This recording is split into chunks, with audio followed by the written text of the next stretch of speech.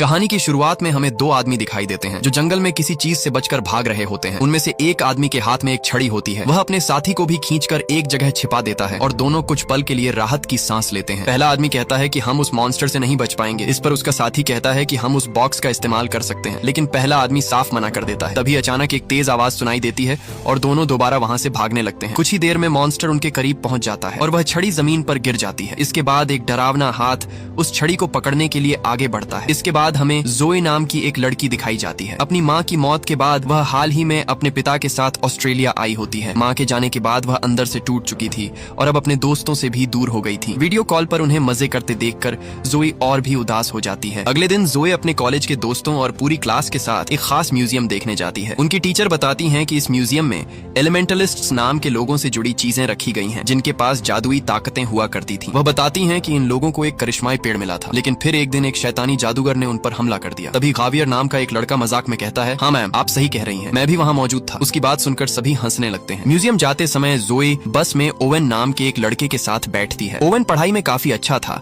लेकिन उसकी बातों का सिलसिला रुकने का नाम नहीं लेता था। वह लगातार बोलता रहता है। तभी पीछे बैठी भूरे बालों वाली लड़की मुड़कर उसे कहती है कि चुप हो जाओ, वरना मैं तुम्हारे दांत तोड़ दूंगी। ओवेन कुछ देर के लिए तो चुप हो जाता है, लेकिन ज्यादा देर तक खुद को रोक नहीं पाता। ये देखकर जोए के चेहरे पर हल्की सी मुस्कान आ जाती है। कुछ देर बाद सभी लोग म्यूजियम की प्रदर्शनी में पहुंच जाते हैं। वहाँ डॉक्टर रॉसन दिखाई देती हैं, जो म्यूजियम की देखरेख करती हैं। वह स्टूडेंट्स को म्यूजियम और वहाँ रखी चीजों के बारे में बता रही होती हैं, लेकिन जोए उनकी बातों पर ध्यान नहीं देती और उसी छड़ी के पास चली जाती है जिसे हमने कहानी की शुरुआत में देखा था। वह छड़ी इसी म्यूजियम में रखी होती है। ओवेन भी जोए के पास आ जाता है और छड़ी को दूसरी तरफ से देखने लगता है। वह काफी करीब खड़ा होता है। तभी छड़ी पर बने कुछ निशान चमकने लगते हैं। अचानक वह छड़ी शीशा तोड़े बिना बाहर आ जाती है। जब जोए उस छड़ी को उठाती है तो उस पर बने निशान और तेज चमकने लगते हैं। उसी तरह के निशान उसके दोस्तों के चेहरों पर भी चमक रहे होते हैं। तभी डॉक्टर रॉसन वहाँ आ जाती हैं और जोए को छड़ी पकड़े हुए देख लेती हैं। सभी एक दूसरे पर इल्जाम लगाने लगते हैं कि उसने छड़ी उठाई, नहीं उसने उठाई, लेकिन डॉक्टर रॉसन उन्हें डांटने के बजाय कहती हैं कि जल्दी मेरे साथ चलो। इसके बाद सभी बच्चे डॉक्टर रॉसन के पीछे पीछे उनके दफ्तर में चले जाते हैं। उनका दफ्तर अजीब गरीब चीजों से भरा हुआ था। जोए उनसे पूछती है कि यह सब क्या हो रहा है, लेकिन डॉक्टर रॉसन सीधा जवाब नहीं देती। वह खुद यही सोच रही होती हैं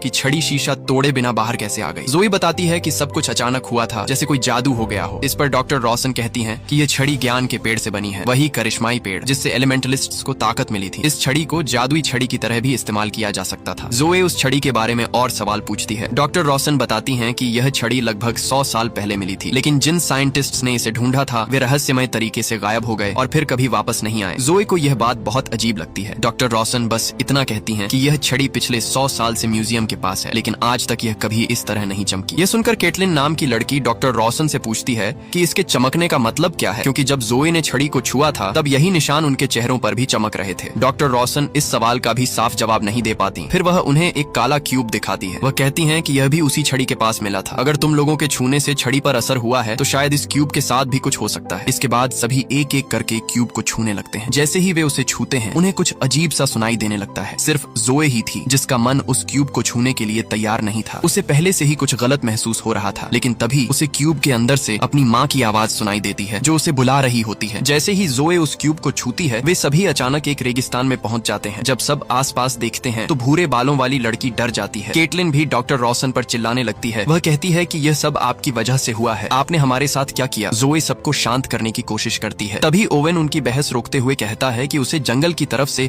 कोई म्यूजिक सुनाई दे रहा है। इस पर डॉक्टर रॉसन कहती हैं कि हमें वहां जाकर देखना चाहिए, क्योंकि रेगिस्तान में जिंदा रहना बहुत मुश्किल होगा। सभी चुपचाप जंगल की तरफ चलना शुरू कर देते हैं। डॉक्टर रॉसन उनके पीछे पीछे चल रही होती है। थोड़ी देर बाद बच्चों को एक बूढ़ा आदमी दिखाई देता है जो गीली फंगस से पूरी तरह ढका हुआ होता है। वह एक पेड़ के नीचे बैठा होता है। वह खुद को मदरुक बताता है। बच्चों को एक पल के लिए लगता है कि शायद यह आदमी मर चुका है, लेकिन तभी वह आंखें खोलता है और कहता है कि समय आ गया है। बच्चे पूछते हैं कौन सा समय। तब वह आदमी जोए की तरफ देखता है और बड़े प्यार से उसे धरती की बेटी कहता है। फिर वह उन सबको बताता है कि तुम सब आपस में जुड़े हुए हो, बिल्कुल धरती के 5 एलिमेंट्स की तरह। लेकिन साथ ही वह उन्हें सावधान भी करता है। वह कहता है कि बीस्ट उन लोगों को कभी नहीं छोड़ता जिन्हें वह पहचान नहीं पाता। अगर तुम उसे अपना असली रूप दिखा दो तो वह तुम्हें कुछ नहीं कहेगा। जैसे ही मदरुक बीस्ट का जिक्र करता है दूर से एक जोरदार दहाड़ सुनाई देती है। सभी डर जाते हैं क्योंकि बीस्ट धीरे धीरे उनके करीब आ रहा होता है। मदरुक फिर कहता है कि उसे दिखाओ, तुम असल में कौन हो, वह तुम्हें छोड़ देगा। लेकिन डॉक्टर रॉसन तुरंत कहती हैं कि हमें अभी यहाँ से निकलना होगा। इसके बाद सभी वहाँ से भागने लगते हैं। जाते जाते मदरुक दूर से आवाज लगाता है कि बस अपना असली रूप दिखाओ। जब बच्चे जंगल में भाग रहे होते हैं तो डॉक्टर रॉसन एक अलग रास्ते पर चली जाती है। बीस्ट उनके पीछे लग जाता है और एक ही वार में उन्हें बेहोश कर देता है। इसके बाद वह बाकी बच्चों के पीछे भागने लगता है। सभी जान बचाकर भाग रहे होते हैं। तभी केटलिन बिना देखे एक पेड़ की तरफ भागने लगती है। जोए तुरंत उसे खींचकर बचा लेती है, लेकिन अब वही बीस्ट जोए पर हमला करने के लिए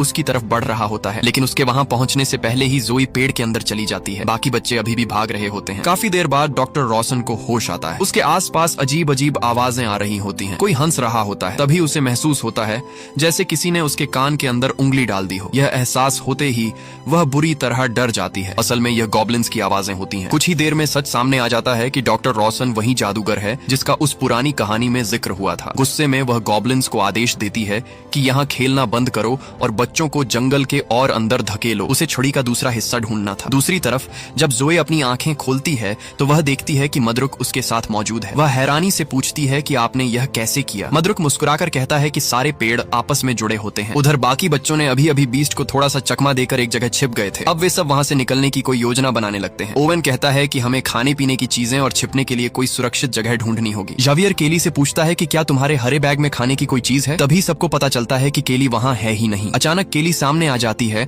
और बताती है कि उसे छिपने की एक जगह मिली है। उस जगह पर बहुत से अजीब निशान बने हुए हैं। वह सबको जंगल के और अंदर ले जाती है। जब वे नीचे उतरते हैं तो ओवेन को चट्टान जैसी एक दीवार दिखाई देती है। उस पर कुछ अजीब तरह के निशान बने होते हैं। ओवेन उसके बारे में कुछ कहने ही वाला होता है कि तभी केली की ताकत जाग जाती है। जैसे ही वह अपना हाथ आगे बढ़ाती है, दीवार पर बना एक निशान चमकने लगता है। वहाँ एक आदमी की आकृति बनी होती है। दूसरी तरफ मदरुक जोए को बताता है कि वह धरती से जुड़ी हुई एक जादूगरनी है। वह कहता है कि अगर तुम चाहो तो कुदरत को अपने हिसाब से चला सकती हो। तुम्हारे अंदर दूसरों की बीमारी या चोट ठीक करने की ताकत भी है। फिर वह जोए को बताता है कि मैं हमेशा से यहीं रहता आया हूँ, लेकिन फिर एक दिन वह जादूगरनी आई। वह जादूगरनी असल में ज्ञान के पेड़ की असली रक्षिका थी। उसका काम उस पेड़ की हिफाजत करना था। जब इस इलाके में एक बीमारी फैल गई तो वह जादूगरनी एलिमेंटलिस्ट्स के पास गई ताकि लोगों को बचाया जा सके। जब उसे पता चला कि उस पेड़ में सबको बचाने की ताकत है तो उसने पेड़ की शक्ति अपने अंदर खींचनी शुरू कर दी। शुरुआत में सब कुछ ठीक चल रहा था, लेकिन धीरे धीरे उसके मन में लालच पैदा हो गया। उसे लगने लगा कि अगर वह उस पेड़ की पूरी ताकत हासिल कर ले तो पूरी दुनिया पर राज कर सकती है। उस समय हम एलिमेंटलिस्ट समझ गए कि हमने बहुत बड़ी गलती कर दी है। फिर मैंने और मेरे कुछ ताकतवर साथियों ने मिलकर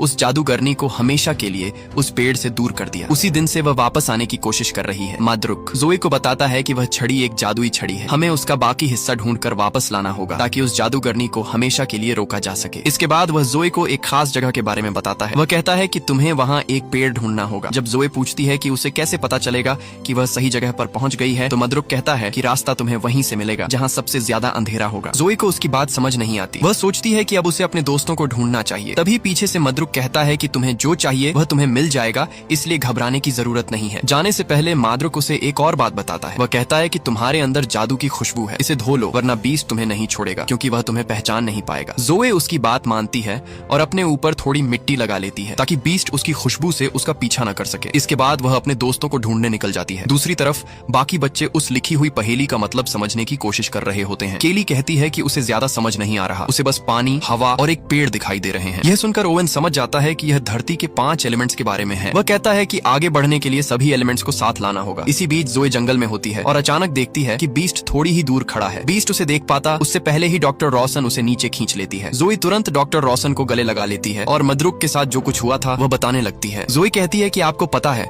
मैं एक बूढ़े आदमी से मिली थी। उसने मुझे एक जादूगरनी के बारे में बताया जो बहुत गंदी है। जोए के मुंह से यह बात सुनकर डॉक्टर रॉसन गुस्से में आ जाती है। वह खुद कहती है कि मैं ही वह जादूगरनी हूँ, वही गंदी जादूगरनी। और उस हरे रंग के बूढ़े आदमी ने तुमसे जो कुछ भी कहा है सब झूठ है। मैं उस पेड़ की ताकत लोगों की भलाई के लिए इस्तेमाल करना चाहती हूँ। वह कहती है कि मैं सब कुछ ठीक करना चाहती हूँ, इसी वजह से मैं तुम सबको यहाँ लाई हूँ। जोए को उसकी बातों पर भरोसा नहीं होता, लेकिन डॉक्टर रॉसन उसे उसके दोस्तों तक पहुँचने का रास्ता बता देती है। जोए वहाँ से जाते हुए डॉक्टर रॉसन से साफ कहती है कि मेरा पीछा मत करना। इसी बीच बाकी बच्चे यह समझने की कोशिश कर रहे होते हैं कि आगे कैसे बढ़ा जाए। अचानक उन्हें फिर से बीस्ट की आवाज सुनाई देती है। तभी जोए भागते हुए उनके पास पहुंच जाती है। केली जल्दी से उसे पत्थर की दीवार के पास ले जाती है। जोए सबको समझाती है कि हमें यहाँ एक साथ आना होगा, तभी हम आगे बढ़ पाएंगे। वह पत्थर की दीवार असल में एक द्वार थी जिसे जादूगर को बाहर रखने के लिए बनाया गया था। सभी जोए की बात मानते हैं और अपना हाथ दीवार की तरफ थाम लेते हैं। तभी वे अजीब निशान चमकने लगते हैं। इसके बाद वे सभी वुडलैंड पहुंच जाते हैं। वहाँ जोए उन्हें बताती है कि मदरुक ने उसे छुड़ी का दूसरा हिस्सा ढूंढने के लिए कहा है। फिर वह सबको बताती है कि हम सब में जादू की खुशबू आ रही है, इसी वजह से वह खतरनाक बीस्ट हमारे पीछे पड़ा हुआ है। जोए सबको अपने ऊपर थोड़ी मिट्टी लगाने के लिए कहती है। मिट्टी लगाते लगाते सभी बच्चे आपस में खेलना शुरू कर देते हैं। उनकी मस्ती तब रुकती है जब जोए को एक फेरी के रोने की आवाज सुनाई देती है। वह उनसे थोड़ी दूर बैठी होती है और घायल होती है। जोए अपनी ताकत का इस्तेमाल करती है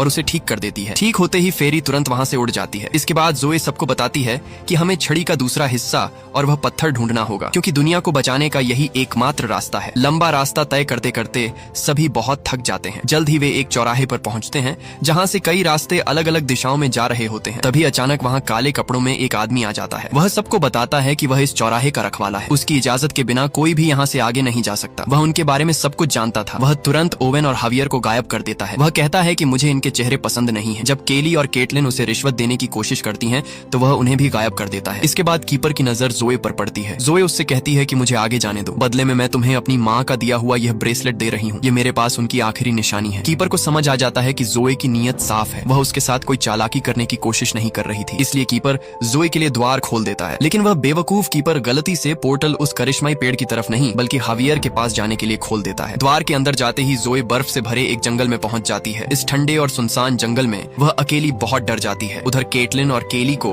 एक अलग जंगल में भेज दिया जाता है। वहाँ उन्हें एक अजीब क्रीचर मिलता है जिसका नाम अनवीवर होता है। अनवीवर उनसे कहता है कि मैं तुम्हें दिखा सकता हूँ कि तुम्हारे दोस्त कहाँ हैं। दूसरी तरफ जोए को जादूगरनी मिलती है। वह जोए से कहती है कि बहुत अच्छा, तुम सही रास्ते पर हो। जोए उससे पूछती है कि आप इस द्वार के अंदर कैसे आ गई। इस पर जादूगरनी कहती है कि मैं असल में यहाँ मौजूद नहीं हूँ, मैं सिर्फ तुम्हारे ख्यालों में हूँ। इसके बाद वह जोए से मदद मांगती है। कुछ देर बाद हावियर भी वहीं पहुंच जाता है। उसे देखते ही जोए को थोड़ी राहत मिलती है और उसी पल जादूगरनी अचानक गायब हो जाती है। जोए अभी भी परेशान होती है, इसलिए हावियर उसका ध्यान रखता है। वह उसे वीवर नाम की एक क्रीचर के पास ले जाता है जो इस जादुई दुनिया को बढ़ाने का काम कर रही होती है। वह अपनी ताकत से एक के बाद एक पेड़ तैयार कर रही होती है। कुछ देर बाद केटलिन और केली भी उसी औरत के पति अनवीवर के साथ वहाँ पहुँच गए। इसके बाद वे दोनों बच्चों को खाना खिलाने के लिए अपने घर जैसी जगह पर ले जाते हैं। वहाँ जोए कहती है कि हमारा एक दोस्त अभी भी जंगल में कहीं खोया हुआ है। तब वीवर अपनी ताकत से उन्हें ओवेन दिखाती है। ओवेन एक दीवार पर बनी पहेली को देख रहा होता है। जैसे ही केली उस पहेली को देखती है, वह अपनी ताकत से उसे पढ़ लेती है। वह जोए को बताती है कि इस दीवार पर लिखा है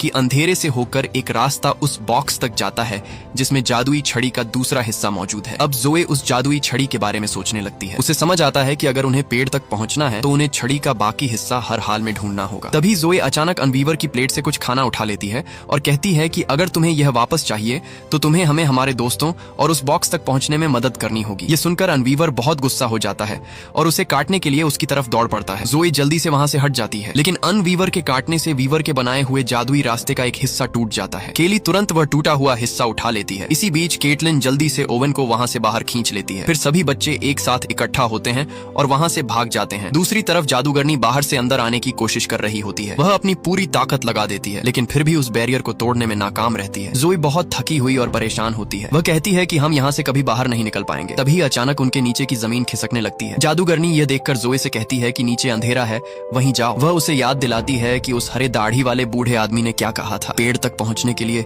तुम्हें अंधेरे से होकर गुजरना होगा। जोए पहले डरती है, लेकिन उसे देखकर उसके दोस्त भी एक एक करके वही करने का फैसला करते हैं। जिस रास्ते का मैड्रुक ने जिक्र किया था वह सच में बहुत अंधेरा होता है। वहाँ हर किसी को अपने सबसे बड़े डर का सामना करना पड़ता है। केटलिन को डर था कि कहीं वह अपनी पूरी जिंदगी एक नाकाम इंसान की तरह न गुजार दे। वह किसी तरह अपने अंदर हिम्मत जुटाती है और अपने डर का सामना करके अंधेरे से बाहर निकल आती है। इसके बाद वह एक एक करके बाकी सबकी मदद करती है ताकि वे भी अपने डर से बाहर निकल सके। आखिर में वह जोए के पास जाती है। जोए अपने दर्द में फंसी होती है क्योंकि वह अपनी माँ की मौत का बोझ अब तक अपने दिल में लिए हुए थी। जोए को लगता था कि उसे अपनी माँ के पास होना चाहिए था, लेकिन धीरे धीरे वह इस सच को स्वीकार करती है कि उसकी माँ की मौत उसकी गलती नहीं थी। वह अपने दुख को स्वीकार करके अंधेरे को हरा देती है। तभी उनके सामने एक चमकता हुआ पोर्टल खुल जाता है। सभी उसके अंदर चले जाते हैं और एक खुले जंगल में पहुंच जाते हैं। अब उनके बीच पहले से ज्यादा भरोसा बन चुका होता है। जल्द ही उन्हें वह बॉक्स मिल जाता है जिसके बारे में दीवार पर लिखा था। जब वे सब एक एक करके उसे छूते हैं तो बॉक्स खुल जाता है, लेकिन अंदर से वह बिल्कुल खाली निकलता है। जोए ये देखकर गुस्सा हो जाती है और सब पर चिल्लाने लगती है। तभी केटलिन को कुछ अजीब दिखाई देता है। इसके बाद असली जादूगरनी उनके सामने आ जाती है। जोए को छोड़कर बाकी चारों हैरान रह जाते हैं क्योंकि वह कोई और नहीं बल्कि डॉक्टर रॉसन होती है। जोए को समझ नहीं आता कि उसे मदरुक की बातों पर यकीन करना चाहिए या जादूगरनी पर। आखिर वह फैसला करती है कि अभी किसी एक पक्ष को चुनने की जरूरत नहीं है। पहले वह छड़ी का बाकी हिस्सा हासिल करेगी, फिर पेड़ तक पहुंचकर फैसला करेगी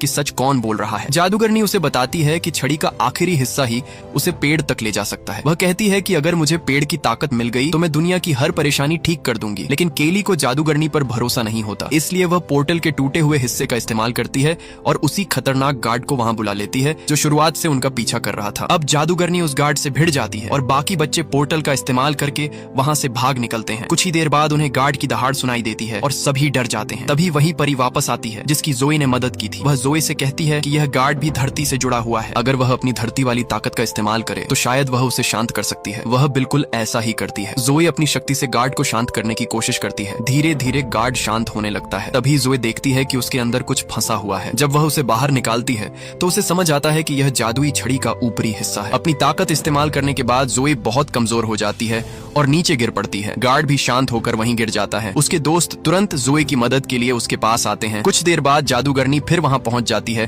और छड़ी का दूसरा हिस्सा मांगने लगती है। जब ओवेन उसे देने से मना करता है तो जादूगरनी उसे और केटलिन को बिजली जैसा झटका देती है। इसी दौरान जोई को होश आ जाता है और वह छड़ी का वह हिस्सा उठा लेती है। जादूगरनी उसे धमकी देती है कि अगर उसने यह हिस्सा उसे नहीं दिया तो वह उसके सभी दोस्तों को मार देगी। अपने दोस्तों को बचाने के लिए जोई मजबूर होकर वह हिस्सा उसे दे देती है। जादूगरनी छड़ी को पूरा कर देती है। इसके बाद वह जोई को पकड़कर अपने साथ सीधे ट्री ऑफ नॉलेज के पास ले जाती है। जब वे वहां पहुंचते हैं तो जोई देखती है कि मद्रुक पेड़ के नीचे बैठा हुआ है। उनकी बातचीत सुनकर जोई को पता चलता है कि मद्रुक और जादूगरनी भाई बहन हैं। जादूगरनी कहती है कि मैं अपना हिस्सा लेने आई हूँ, लेकिन मद्रुक उसे मना कर देता है और कहता है कि इसके लिए तुम्हें पहले मेरी लाश के ऊपर से गुजरना होगा। जादूगरनी बिना सोचे उस पर हमला कर देती है। जोई तुरंत अपनी ताकत से मद्रुक को ठीक करने की कोशिश करती है, लेकिन उसकी ताकत काम नहीं करती। मद्रुक उसे याद दिलाता है कि सारे पेड़ एक दूसरे से जुड़े होते हैं। वह जोई से कहता है कि पुरानी चीजों को जाने देने की हिम्मत भी जरूरी होती है। इसके बाद वहीं उसकी मौत हो जाती है। मद्रुक के जाने के बाद जादूगरनी जोई से कहती है कि छड़ी को पेड़ से जोड़ो, लेकिन जोई उसकी बात मानने के बजाय